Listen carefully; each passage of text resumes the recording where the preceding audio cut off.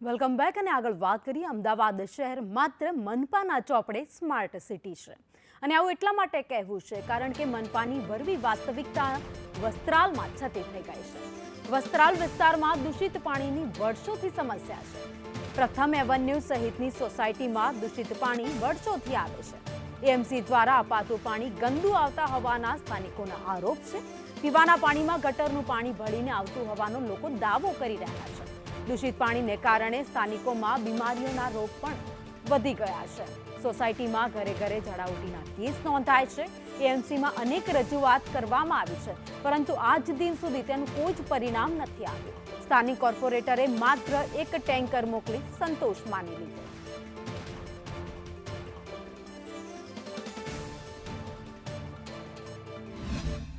કહેવાતા smart city અમદાવાદની વરવી વાસ્તવિકતા સામે આવી રહી છે કારણ કે અમદાવાદ જેવા શહેરમાં પણ લોકો દૂષિત પાણીથી પરેશાન થઈ રહ્યા છે। અમદાવાદના જે ખાસ કરીને વસ્ત્રાલ વિસ્તારના દ્રશ્યો છે કે જ્યાં પીવાનું પાણી એ હદે ખૂબ જ ગંદુ આવી રહ્યું છે, દૂષિત આવી રહ્યું છે કે લોકો આ પાણીને પોતાના ઘર વપરાશમાં પણ ન ઉપયોગ કરી શકે। છેલ્લા કેટલા સમયથી આ મુશ્કેલી છે ને ક્યાં ક્યાં રજૂઆત કરી? 2 મહિનાથી આ મુશ્કેલી છે, પણ હવે હમણાં 10-15 દિવસથી તો આ પાણી બહુ જ ખરાબ આવી રહ્યું છે। તે ઝાડા ઉલટી ને બધું થઈ રહ્યું છે। બિસ્લરીની બોટલો લાવીએ છીએ પણ અમને પોસાતી નથી।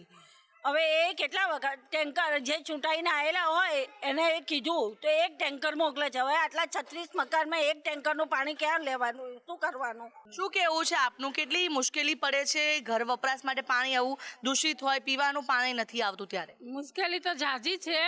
આમ સરકાર એમ કહે છે કે રોડ ચોખ્ખા રાખો, ઘરના આંગણા ચોખ્ખા રાખો, ગાર્ડન ચોખ્ખા રાખો, તો અમારા ઘરમાં તો ગંધ મચાય છે આ પાણીએ, તો અમે નથી પોતું કરી શકતા કે નથી વાપરી શકતા। સ્થાનિકોની માંગ છે કે તેમને આ જે દૂષિત પાણી છે તેમાંથી છુટકારો મળે અને ચોખ્ખું પાણી મળે જેથી કરીને બીમારીનો ભોગ એ લોકો ન બને, કારણ કે આ સોસાયટીમાં અનેક લોકો છે કે જે ઝાડા ઉલટીથી પીડાઈ રહ્યા છે। કેટલાક લોકોને તો હોસ્પિટલમાં સારવાર અર્થે પણ ખસેડવામાં આવ્યા હોય તેવી પરિસ્થિતિ સર્જાઈ છે, જેને લઈને સ્થાનિકો વિરોધ કરતા પણ જોવા મળી રહ્યા છે। કેમેરા પર્સન મનીષ વાણિયા સાથે આયુષી યાજ્ઞિક, સંદેશ ન્યૂઝ, અમદાવાદ।